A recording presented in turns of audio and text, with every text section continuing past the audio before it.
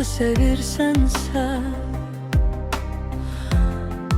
ürəyin doludursa, həyat eşq ilə əgər sevməyi bacarırsansa, danışma, sus, sus, sus, sus, sus, sus, zövq al bu gözəllikdən.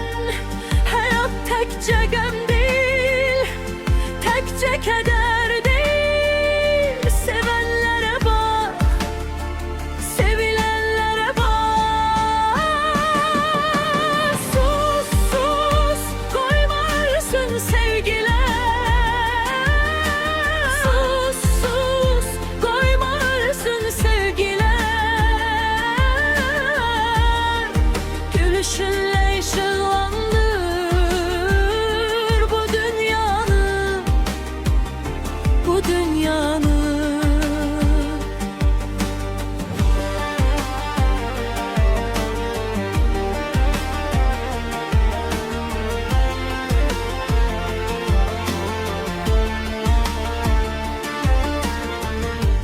Gözlərinlə yol aç, xoş baxışınla. Soyuq günə istilik ver, biraz ümid kimi. Bu dünya sevənlər dünyasıdır. Sarıl ona, qucaqla onu. Sus, sus, sus, zövq al bu gözəllikdən. Həyat təkcə qəm deyil, təkcə kədər deyil. Sevənlərə bax, sevilənlərə bax.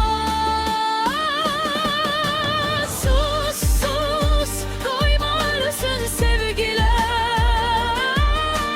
Sus, sus, qoyma ölsün sevgilər.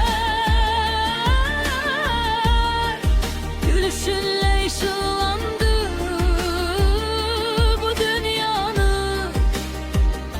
bu dünyanı. Bir sözün yeter, bir nəfəsin bəs edər.